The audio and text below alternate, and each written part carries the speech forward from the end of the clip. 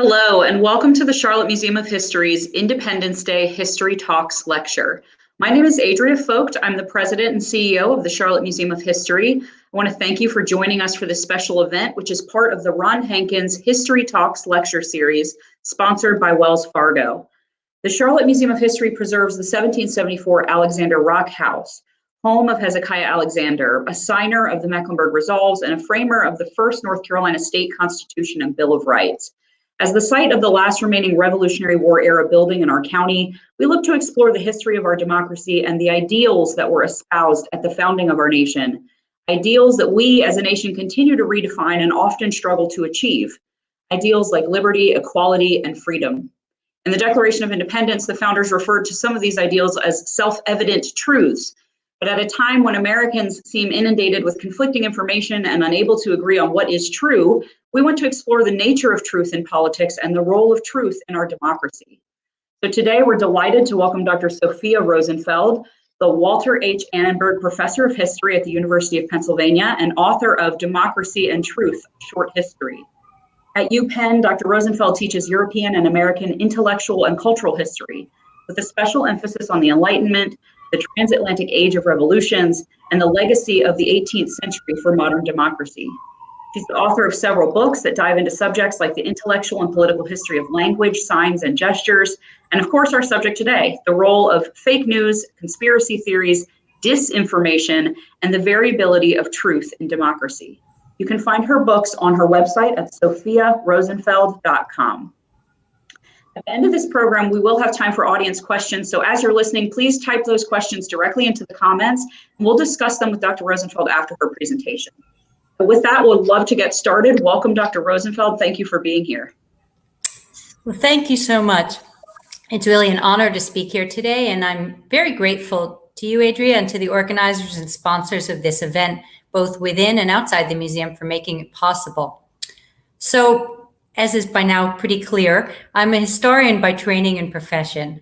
I am, though, going to begin my remarks this evening, even as we look towards July 4th, by talking a little bit about the present. And I don't think I'm going to surprise anyone if I start out by saying that truth is currently having a pretty difficult time in our public life and in democracy more generally at the moment. The most obvious, but certainly not the only example, is what has become known in the last half year in the US as the big lie. That lie is that the last presidential election was stolen from the man who would have won if cheating had not taken place. And no matter that there's no evidence for this claim, its falsity has been repeatedly exposed by the mainstream press, by election officials in both major political parties, even by the former president's own Justice Department. And no matter that cases seeking to challenge the official results were thrown out by courts at every level, the stolen election narrative, which can be traced back to Robert Stone several years ago, continues to be repeated day after day by certain segments of the media and many elected officials. Polls show, too, that it continues to have a tenacious hold within a big segment of American political culture, even as a new president has assumed the reins of power. And many commentators have argued that this lie poses two big and enduring dangers for the future of democracy in the US. One danger is this lie will further discourage faith in elections, as well as in the institutions that guarantee their integrity, and that this will in turn either depress actual voting or cause people to support other less democratic means for their side to gain power in the future. So that's one big risk. The other, though, maybe even bigger danger of this so-called big lie is that it will establish disinformation on a large scale as an accepted feature of political life. And then we're talking not just about the possibility of rotten policy following in its wake, such as bills designed to combat an imaginary situation, but we're also talking about post-election multi-party democracy rooted in debate and compromise becoming practically unworkable and maybe even undesirable. But this is just one example of an untruth that's playing a large role in our political lives these days. And this story isn't only about the US.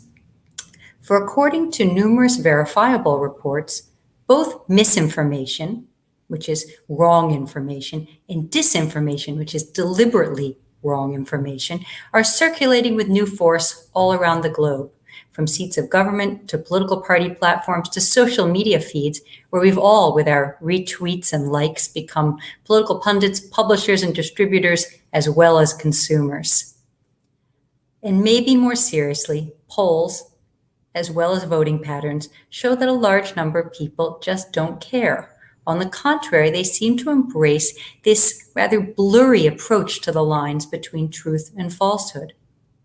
Some people value leaders who convey personal authenticity over veracity or accuracy. Some people probably just want to win at all costs, truth be damned. And many people, more heavily on the right end of the spectrum right now, though once more often on the left if we think back to the 1960s and the era of the Vietnam War, have come to see everything that establishment culture touts as a fact as actually more like a matter of opinion or spin, rejecting in some cases the idea that there are any impartial, disinterested sources, methods, or arbiters of truth, or any pure objective information at all. And you can think about expressions that are popular these days like "my truth" as an example of that. Conversely, fake news has become both a partisan expression and an all-purpose description of the world, adopted as far afield as Myanmar to deny reports of the very real attempted genocide of that nation's Muslim minority. As you're likely to know, in late 2016, and this was a very particular moment just after Brexit, right before the election of President Trump in the US, post-truth was deemed the word of the year by Oxford English dictionaries. And not simply because of the brazenness of all the lying, but because so many in the Anglophone media had concluded that we lost any common ground about what constitutes truth, or even how to find it. And the whole situation suggested a kind of existential crisis for democracy itself. Some of us might say, here we are 5 years later, that the situation looks even worse today, when we can point to a number of additional factors. One's an increase in technological capabilities to produce convincing falsehoods, like deep fakes in which video and audio can effectively show people saying things they never said or did. Another is a growing awareness of the number of states around the world that are using misinformation or disinformation as a form of domestic or international warfare. And here Russia is hardly alone. And often states are collaborating with for-profit firms. Another feature is a decreasing trust in institutions associated with knowledge, especially a regularly vilified press, but in some places schools and universities too. And finally, more evidence than we had a few years ago of the social harm stemming from viral untruths and conspiracy theories, ranging from murders of perceived child abductors in India to the fostering of anti-immigrant and anti-migrant sentiment in Europe and elsewhere in the globe. So that's my depressing beginning. I apologize for that. However, to my mind, and here's where I'm going to put my historian hat back on again, before we conclude that we are opposed to anything, and democracy itself is exceptionally at stake in our times, we need to know something more about what came before. For only then can we try to determine precisely what has changed and also what can be done. So the subject that I really want to talk about today, and the subject of my recent book, Democracy and Truth, A Short History, is thus very much a question of history. I ask, how did we get to this point? How did the marriage of democracy and truth, which looks so good from the outside, go so astray? That's the kind of question that interests me as a historian, even if it sounds quite abstract. I've spent much of my career trying to think about the sorts of unspoken, taken for granted assumptions, rather than the more prominent, explicitly fought over ideas that undergird and shape modern politics. And the nature and value of truth in the context of democracy turns out to be one of those assumptions. It's something we sort of take for granted, but only really talk about or even notice when it seems to be under threat or in crisis. But it's also something that's vital to uncover if we really want to understand the ground on which we stand. And if we look closely, we will see, though most press commentators have not, that the big story here doesn't really start in 2016 with Brexit and the term post-truth. Nor does it really start circa 2005 with the rise of Facebook, Twitter, and YouTube right after one another, though these developments all definitely matter to the last phase of the story. Nor does it begin with the deregulation of radio and the rise of talk shows on the radio in the late 1980s. Rather, the full story starts in the very particular truth regime in which modern democracy was founded, the transatlantic Enlightenment. And I'm using that slightly jargony phrase, truth regime, kind of deliberately here to suggest that truth has in fact been understood, searched for, even celebrated in different ways in different times and places. And the historian's job is to recover those shifts. So now I'd like to really begin this evening by going back to that moment some 250 years ago, just before the age of revolutions began in North America and then spread to continental Europe, and then work my way forward again to our own present and our own predicament. Why start so far back? Well, at the core of the transatlantic Enlightenment, there was, if I can generalize a little bit, actually a single preoccupation.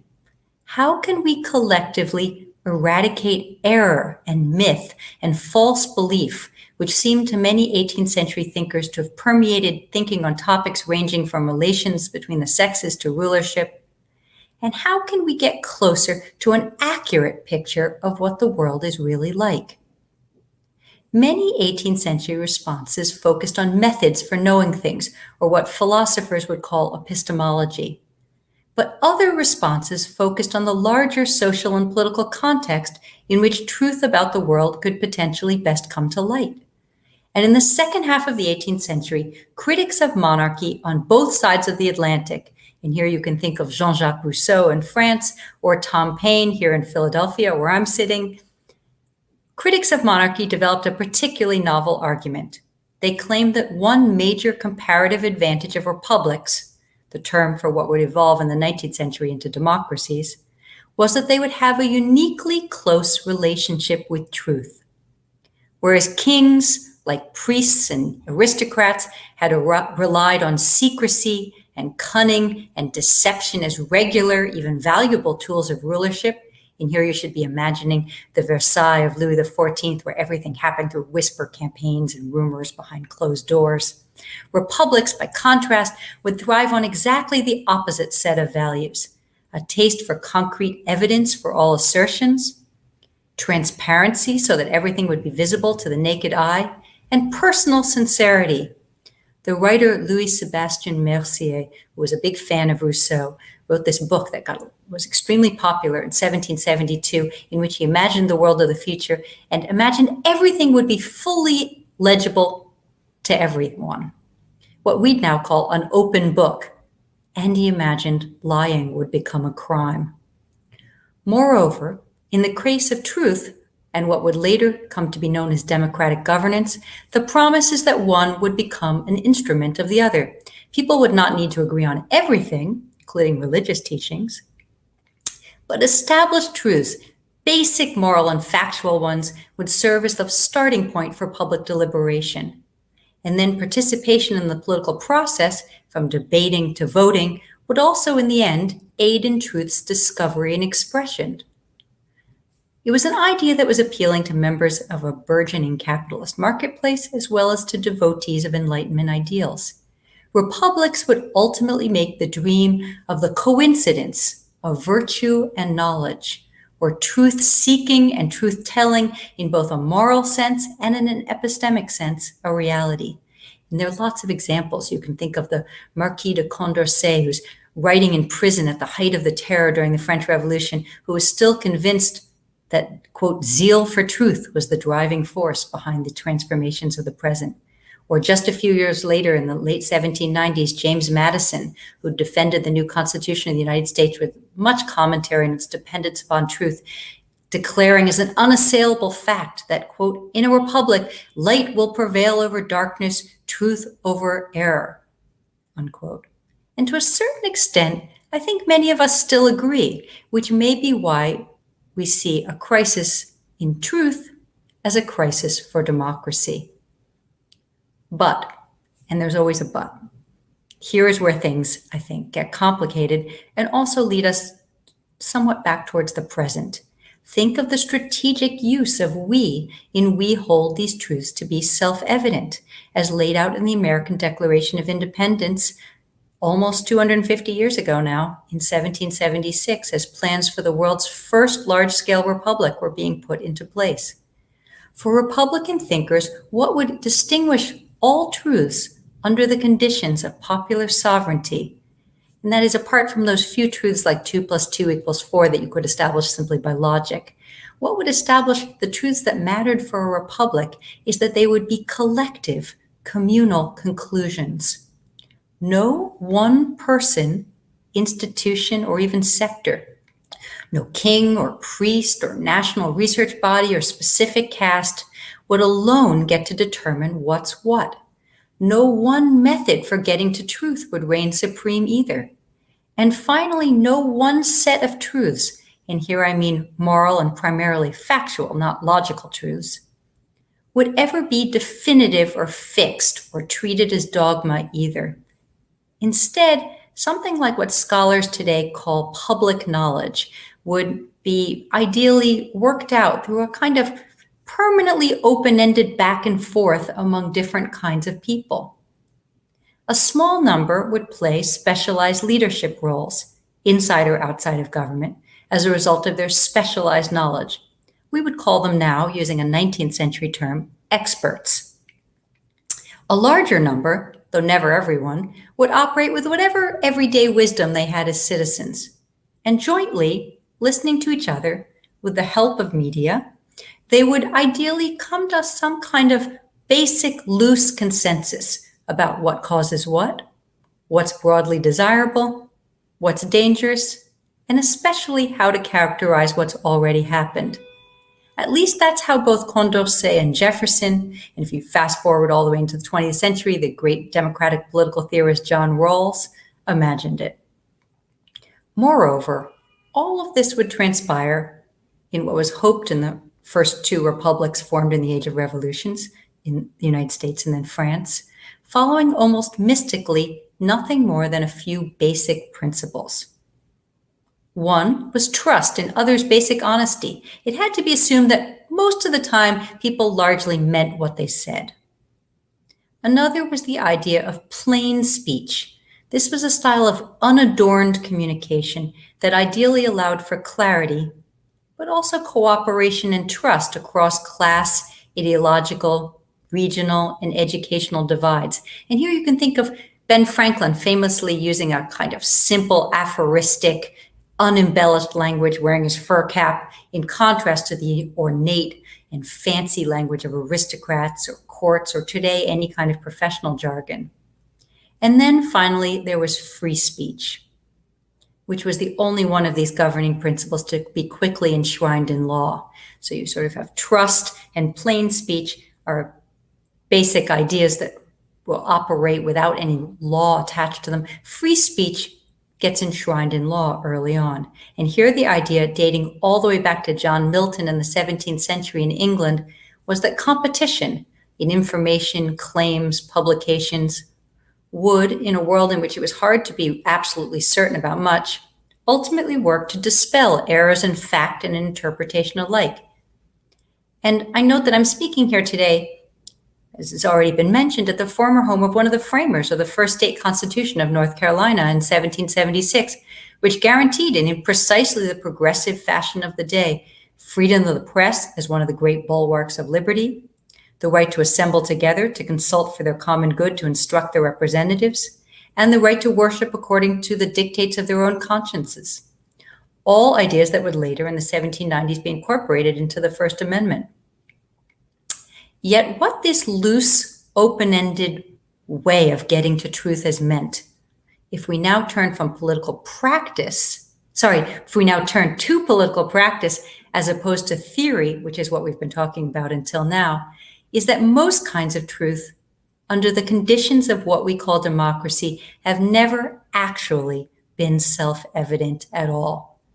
Rather, they've always been something to fight over in terms of what counts as truth and even more about who ultimately gets to make that decision and on what ground. I might even go so far as to say that most fights today over education or freedom of the press are still about what counts as genuine knowledge, but also who gets to make that determination and on what basis. And what's more, and this is finally the key point, the democratic truth process has continually been threatened since the 18th century by those who have tried hard to monopolize it, which is to say, to take it out of this contentious and pluralistic, but ultimately collaborative public sphere, and capture the power that comes from having the exclusive right to define it. Or to put it differently, to restrict who counts as we. And we should also keep in mind that that same North Carolina Constitution that was so democratic in certain respects also gave those speech rights in 1776 only to so-called free men. So where is this threat to restrict the we that gets to determine what's true come from primarily? On the one hand, the threat has sometimes come from those knowledge elites, or experts to use our 19th century term, who can claim superior access to truth and trustworthiness on account of their specialized training and credentials, which traditionally also implies something about their race and gender and relative wealth. That's especially the case when those experts have insisted upon the validity of their knowledge in isolation, that is, without the leavening effect of ordinary people's more basic, experiential sense of the world. In such cases, experts have ended up creating self-interested policies that have had little to do with how real people thought or lived or earned their bread. The most classic model people like to use to talk about the threat of expert rule is sometimes the European Union, which has sometimes crafted policies that look good on paper, but don't work at all with how people's professional lives or social lives are constructed. And sometimes experts have also tried to perpetuate their power with various forms of spin or lies. But on the other hand, the threat has also at times come from those claiming to speak for ordinary or regular or so-called real people, people thought to be endowed with a kind of everyday knowledge of how the world works, born of simply living in it. As a corrective, this impulse has sometimes been salutary, a chance to so-called speak truth to power. But at times, spokesmen for so-called real people, what we might call populists today, have tried to seize power with the claim that they can make do entirely without the corrective of expert, trained perspectives or outlying minoritarian voices of any kind. They need only rely on common sense or gut instinct or faith or everyday experience alone to get to the truth.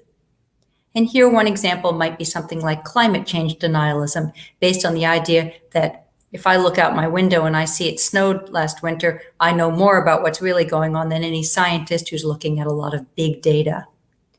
Or populists might insist on alternative and unprovable narratives, including conspiracy theories of all sorts, that simply seem true and not worry about the evidence. Now, you might say that to date in history, neither of these modes has completely obliterated the other, and there's always some pushback to too much of one or the other. But I would argue that both impulses, if we call them expert and populist, pose serious and in a way parallel risks for the contentious pluralism upon which modern democracy depends. Furthermore, I think we can say that both have been intensifying in recent years. A tendency towards rule by experts, or technocracy, has often been identified with the end of the 20th century on both sides of the Atlantic. Lately, though, it has produced a direct form of pushback, a familiar kind of populist, anti-expert, anti-establishment politics that's been magnified and exacerbated by several new 21st century features. Those newer features include the abundance and reach of unvetted and often inaccurate information, especially via social media feeds. And here I think it's important to emphasize that it's not just the new technology, but also the business and legal models that sustain them and make sometimes the internet into something like a disinformation feedback loop. They also include these new factors, a class of insurgent party leaders around the globe intent on amplifying rather than quelling distrust of traditional sources of legitimate vetted information, from the press to even federal government agencies, as a way to garner power. And they include, I think, the kinds of enormous, seemingly impossible to solve problems that we all face today, from climate change to wealth inequality to the refugee situation around the world, which has left many people feeling genuinely anxious and powerless. And with the added ingredient of the pandemic in this past year, fearful, isolated, and often bored all at once, which is to say, not just in a mood for distrust, but in a mood ripe for conspiracy thinking of all kinds. The end result is that the people of many nations, including the US, have become increasingly divided not only into political and cultural camps, but also what you might call epistemic ones, or to put it differently, truth. Who knows it, how they got it, where they found it, not to mention what it is, has become a point less of disagreement, or the starting point of our debates as once envisioned, but rather one of the more partisan and divisive elements of global culture today. The big lie of a stolen election is both unprecedented in American history, but also rooted in the past. In a way, we can say that the very open-endedness built into modern democracy from the start has come full circle in this particular moment to potentially undermine democracy itself. So where does that leave us? If we accept that both technocratic and populist conceptions of truth have become permanent elements of post-Enlightenment democracy and have long been on a collision course, and if we accept that they've been ramped up in unprecedented ways by a variety of factors in recent years, what, if anything, can be done? And here I want to tread carefully, because for one, I'm a historian and not a prognosticator, and secondly, the stakes are high. As the philosopher Hannah Arendt famously pointed out, when it comes to truth, there's the danger of doing too little, and there's the danger of doing too much. Too little, in other words, ignoring untruth, and you risk fascism or totalitarianism, where everyone accepts official lying as a matter of course and expects nothing different. Too much, and you potentially get a reign of terror with its obsession with unmasking every person and every claim. We might then try to think on different scales. And I'm happy to talk about any of these afterwards in any detail that anyone was interested in. But briefly, at the micro level, the smallest scale, we can continue to encourage the production of quality information, as statisticians put it, and sober, nonpartisan fact-checking, even if it's often ignored or even on occasion backfires, pulling obscure conspiracy theories and lies into the light of day. We can also encourage everyone, including the young, to develop new information habits that focus more attention on where they're getting their information and determining what's grounded in fact and what isn't. Those are, though, very small-scale responses, and alas, they will probably have small benefits. At the grandest or macro level of national or even global political change, the hill is steeper. But we citizens might still push hard for policies that attack growing inequalities of all kinds, so we are not so very far from each other in terms of experience and opportunity that we seem sometimes to be inhabiting different worlds. I actually think that's vital. It's hard for a democracy to survive without much by way of a common culture, something that in some other countries, common schooling or military requirements are more likely to create. And we can also try to step away from increasingly obsolete notions of a marketplace of ideas, as it came to be known only in the early 20th century, and demand more regulation of new media businesses so that truth and not just sensationalism or popularity is an important variable when it comes to the algorithms that determine what we read and see. And also that the sources and money behind misinformation, like fake political ads, are made more transparent. I do think there needs to be some more real financial penalties when these regulations are not followed. And of course, we're all aware of the risk to freedom of expression, but I think it's going to be hard going forward to count on self-regulation and voluntary codes when it comes to media and technology giants like Google or Facebook. And here Europe is in advance of the US, though it's still unclear how those penalties will really work. So those are sort of the small scale and the big scale. But in the middle, I believe we also have to do more to support institutions concerned with the production or discovery or diffusion of truth, especially those that can work to bridge some of these social and epistemological gaps. That means public libraries, research centers of all kinds, especially schools and universities, and indeed public history and public science sites teaching a properly democratic, healthy skepticism towards all official truth, but also some sense of where and how verifiable knowledge is produced, where it can be found, and what demonstrability and proof consist of. For in the end, I would argue that verifiable truth, no matter how contentious and open-ended it is, does matter to the survival of democracy. Some forms of truth, think of medicine, for example, could perhaps survive without democratic politics.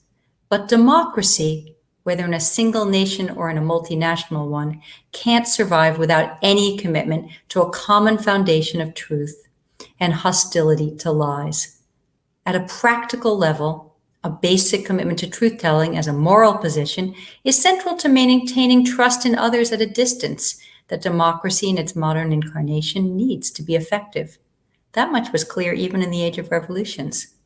So is the necessity of sound information.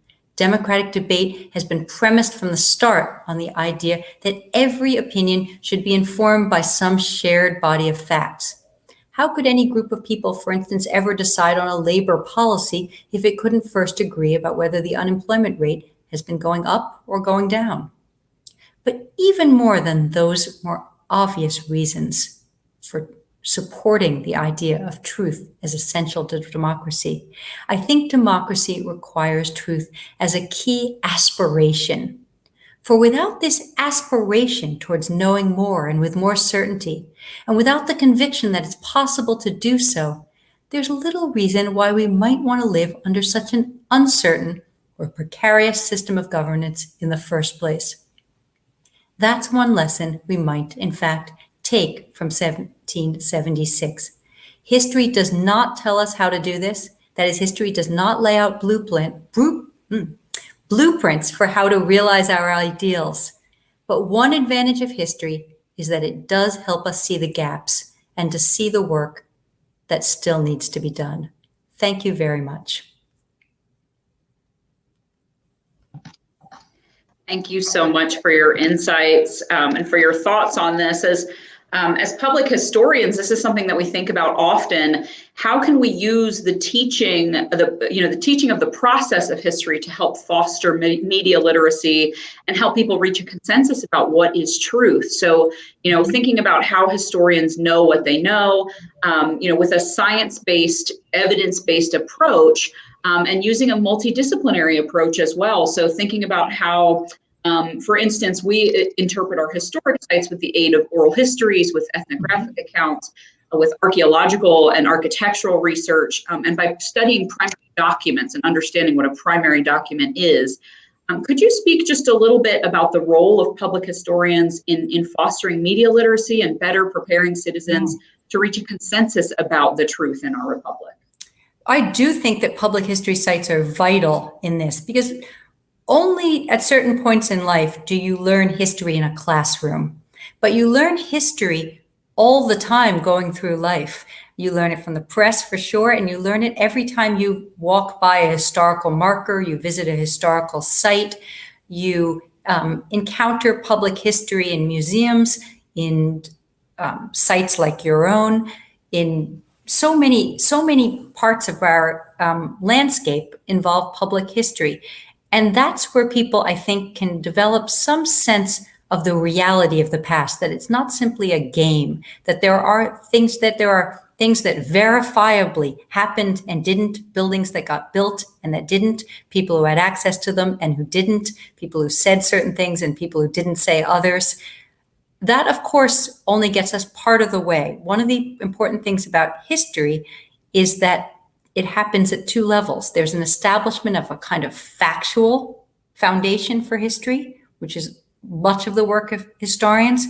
But the second level, whether you're a public historian or a professor of history or a history teacher in a fifth grade classroom, is dealing with interpretation, which is how to make sense of those facts. Because the facts by themselves don't tell us enough.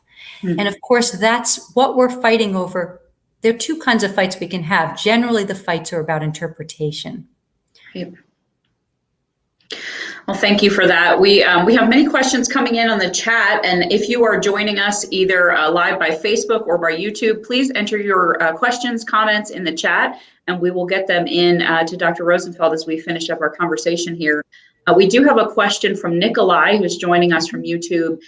He says, thank you for the talk today, and asks the question, in the book, you discuss capitalism's failure to naturally promote democracy and how problems in both ought to be solved in tandem. Can you talk a little bit more about that relationship and what some remedies could look like?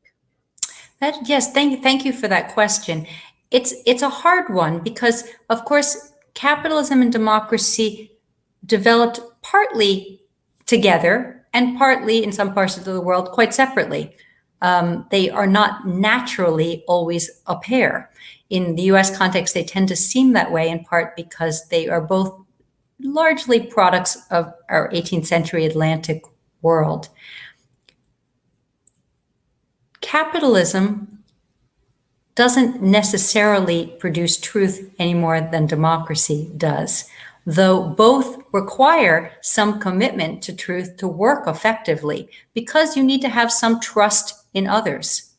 However, if capitalism gets skewed, I think, too far in terms of the amount of inequality of experience or life circumstances of different participants in the market, it's hard to find that common ground. Maybe you trust someone's word, maybe you don't, but maybe what you even think the world looks like and what counts as fair or what counts as just is so far apart that it's hard to have much common ground. And I do worry today that we live in a world in which there's not that much common ground. It's hard to find those things. It may be in the most abstract way we can all say, as Adria said initially, we all believe, say, in the basic ideas of liberty and equality and justice. But as soon as we try to put any meat on the bones, it's very, very hard for us to agree on what that might look like. And so you might say that is a threat to our common life together, both our economic life, which you describe as capitalism, and our political life, described as democracy. Thank you for unpacking that a bit. I think that it's a bit compounded by social media, right? That we see that that the wildest conspiracy theories may get the most hits, and the most hits are going to get the most ads, and sort of this cycle of ad promotion, and how that feeds the cycle of misinformation and disinformation, as you have expressed those different concepts. Another question that we have in the comments here are, has the tension between experts and the everyman happened in the past? Is this a new concept? So I don't think it's new at all. I think that much, it was clear from the very start. The framers of the Constitution, even the men of 1776, were very worried about non-expert rule. We think of them as Democrats, but of course they were very worried about direct elections for Senate or for president. We still don't vote directly for president because they really didn't fully trust even white propertied men, who were the only voters in those days, to have enough knowledge to be able to effectively determine things. And from the beginning, there have been those who have pushed for a more democratic sphere of truth, and those who've pushed for a more elite or expert sphere of truth. That this was fought over heavily even in the 18th century is now apparent. If you look at the press of the 18th century, you'd be shocked by how obnoxious and hostile people are to each other. It's more vicious than the press today. It's highly partisan. Our press has always been a for-profit press, so therefore it often paid to sell papers, to take a partisan point of view, or to engage in a bit of sensationalism over some kind of sober reporting. So the interesting thing, I think, is that the conflict or tension between experts and a more populist view is there all along.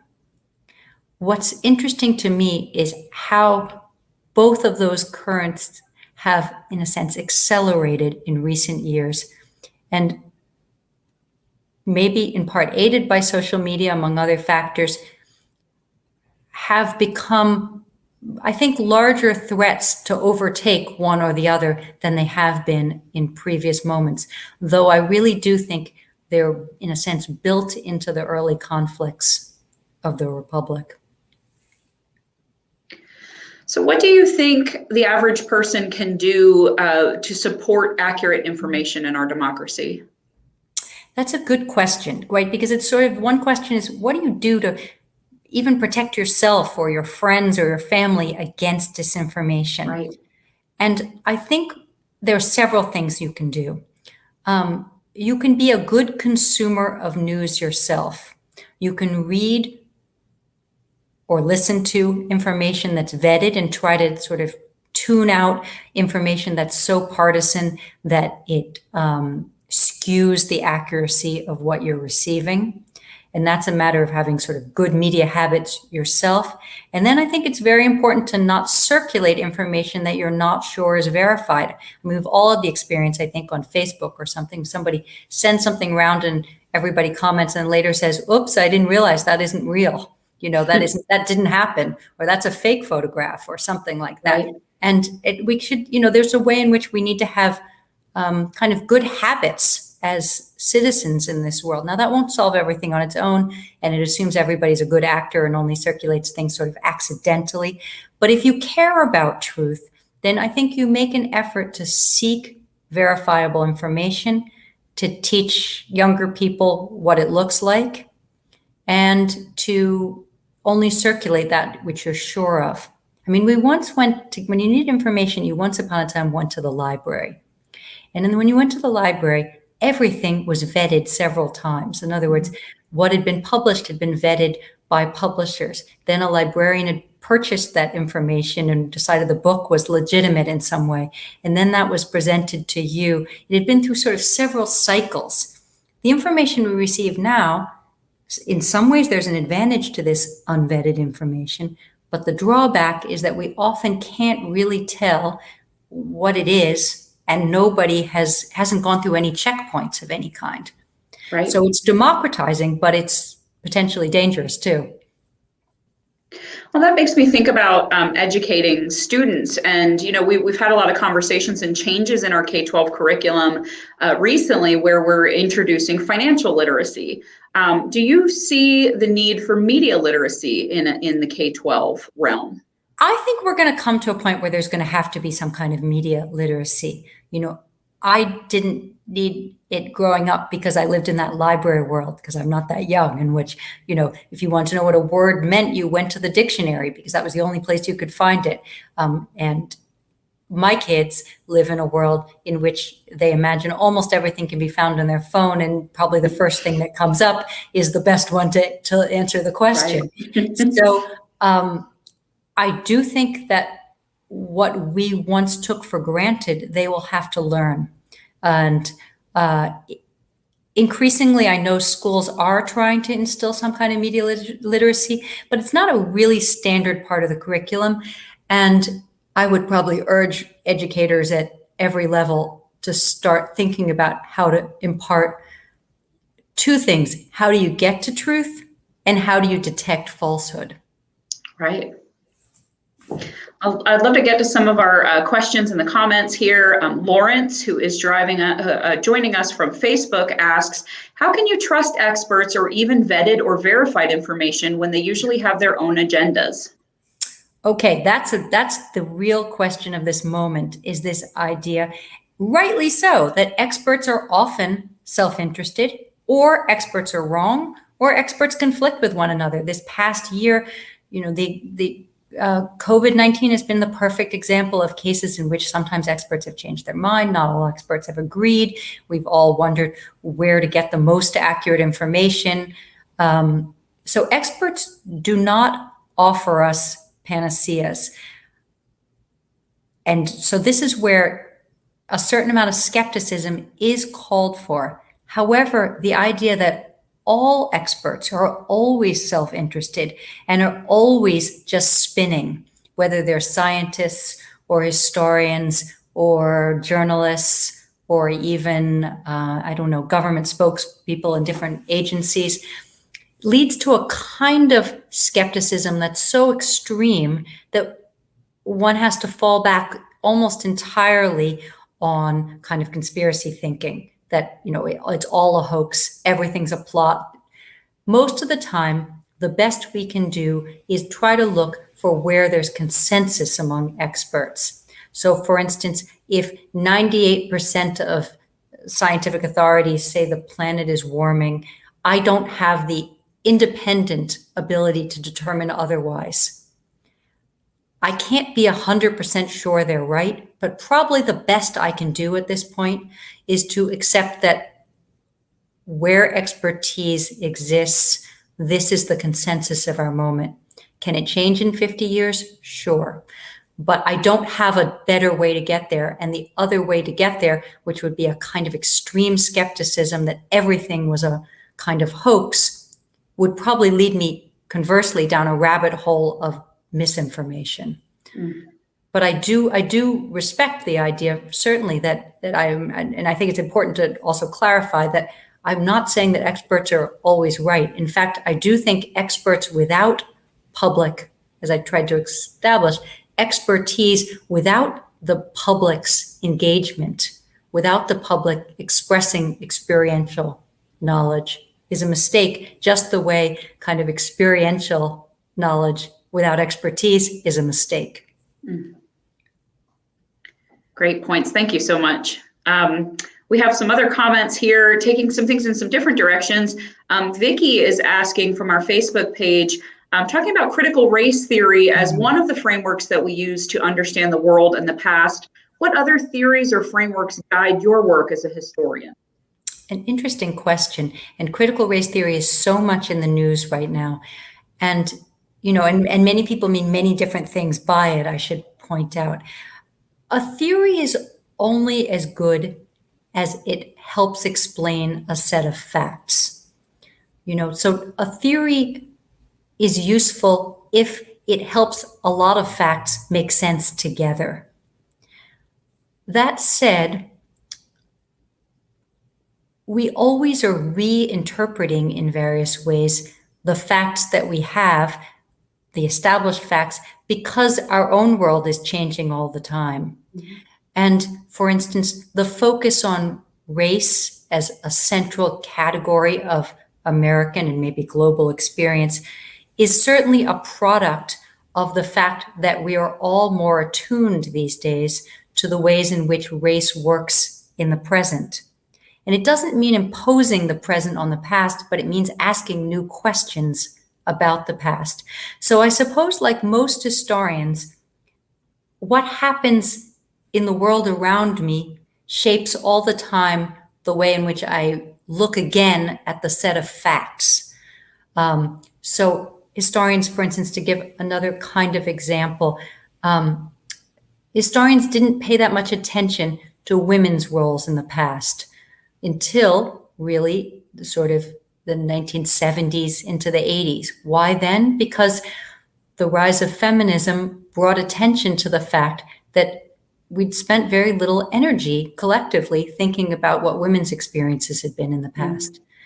And as the world around us changed, new frameworks came in. I'm not a fan of imposing any set of theories on the past, but I do think sometimes theoretical points of view allow us to ask new sets of questions about either old or new evidence. And critical race theory is sometimes taken to be a kind of a dogma, like a set of ideas that are truisms. And in that sense, I think that's a misunderstanding of what it is, but I also think that that's not historically appetizing idea. What's more interesting is asking some fresh questions about how race, for instance, has shaped the past in places where race isn't necessarily the most obvious variable, but once we start looking again, my example was, say, the Constitution in 1776 in North Carolina, which doesn't use the word race and does not mention slavery, but in fact, by creating a list of rights and then restricting them to freed men, certainly creates categories that only make sense in light of differences of race, of gender, and of property. Right. I think that's something that, as the Charlotte Museum of History works to interpret the Hezekiah Alexander home site, we really do want to unpack how have these ideals, we as a nation still uphold these ideals. We still go to them. These are what we hope to be truths about our nation, about who we are as a people. But it's really an ideal that we're still working towards, and it's definitions of these ideals and who the we is that, as you go into in your book, who's deciding what is truth. These are all things that we like to explore as we think about using history as a lens to understand how we got to now and where we go from here in our republic and our democracy. I agree entirely. It's not about condemning people in the past. And it's not about celebrating us for being more, forward-looking now. It's about using the past to think about how to keep working to realize certain ideals that we probably do all share. Mm-hmm. And that's a kind of ongoing project. You need history, I think, in order to see where you've been and to learn about possibilities, but it's not a moral enterprise in the sense of look how great we are and look how misguided they were. It's an ongoing project in which history should be part of just a way of thinking, to my mind anyway. Right, a tool for us to use, how we think of it. Mm-hmm. One of the questions that we've been asked is, do you think that this is unprecedented circumstances? So you've given some examples of, other times in history when there was rampant disinformation, authoritarian rule that may have contributed to dynamics like this. How do you feel about this moment in time? What about it is unprecedented? And maybe speak a little bit about the effects of the pandemic and how this has influenced this conversation. Yeah, I mean, it's a very hard but important question, and it's one that we'll probably be working out as historians for years to come. What happened in the last part of the 2010s, and some things are not unprecedented at all. Politicians lie. We know that. That's they knew that in antiquity, right? People fight about what's true. Certainly, long-standing. We shouldn't imagine a sort of golden age in the past of consensual truth and honest politicians and that sort of thing. But a particular confluence of things, I think, did happen in the last few years to make this moment, at least, if not completely unprecedented, at least really distinct. Some of that has to do with this technological change and the economic model supporting it, which is to say the internet has really upended how knowledge is shaped, distributed, amplified, understood. The pandemic has, of course, created a kind of understandable panic about a lot we don't know. Where did it come from? How is it transmitted? How long will it last? We deal with uncertainty constantly. It's worrisome for everyone. And it's kept people home looking at that internet much more than they might have otherwise. We've had a very unusual presidential cycle. The presidency of President Trump was rather unprecedented. Somebody from outside the political establishment who brought a style of politics to Washington that had very little to do with the traditional either Democratic or Republican Party. For some people that was refreshing. For some people that was a rather terrifying break in norms. The combination of these factors has made it possible, I think, for misinformation or disinformation to start from below and cycle its way up to the top, but also to start at the top and cycle its way down until it kind of permeates popular culture. And that means that the kinds of things that might once have been kind of on the dark fringes of our culture, conspiracy theories of various kinds, are now amplified and popularized in ways that would have been really impossible without these political changes, without these technological changes, without probably the kind of moment of panic created by the pandemic. To my mind, you need all of those factors to really explain, for instance, how I started with this topic of the big lie, which is often attached to the kind of QAnon conspiracy theory.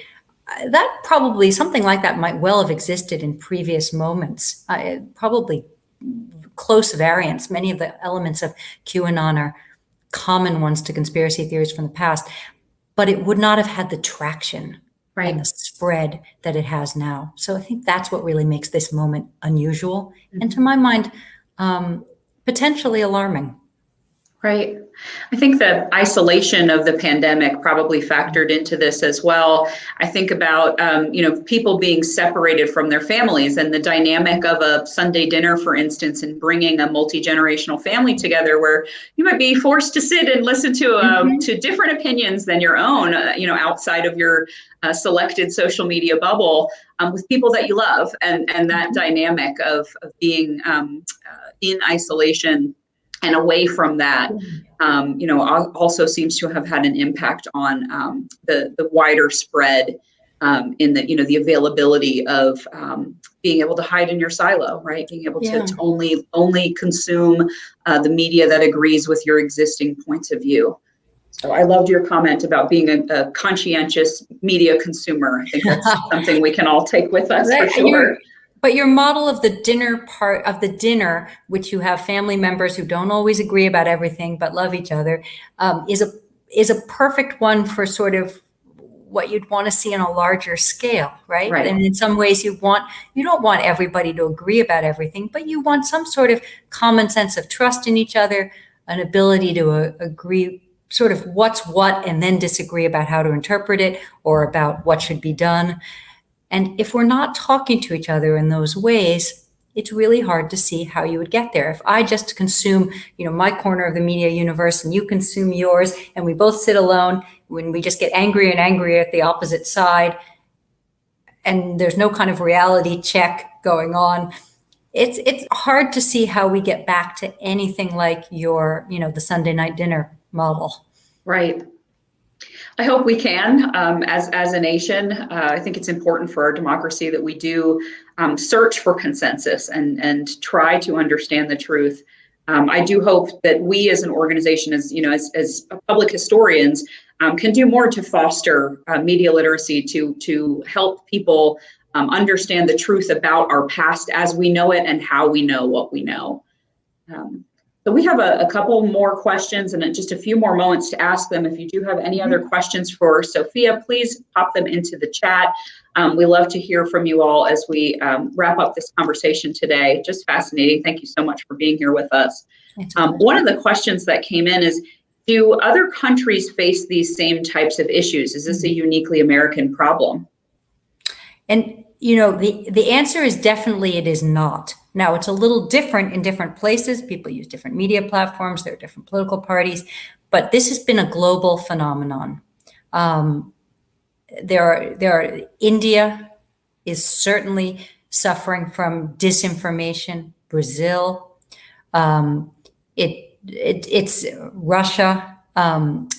Most large nations at the moment are awash in disinformation. Again, some of it circulating from the top, including from people in power, Bolsonaro, Modi, Putin, and some of it circulating through, WhatsApp or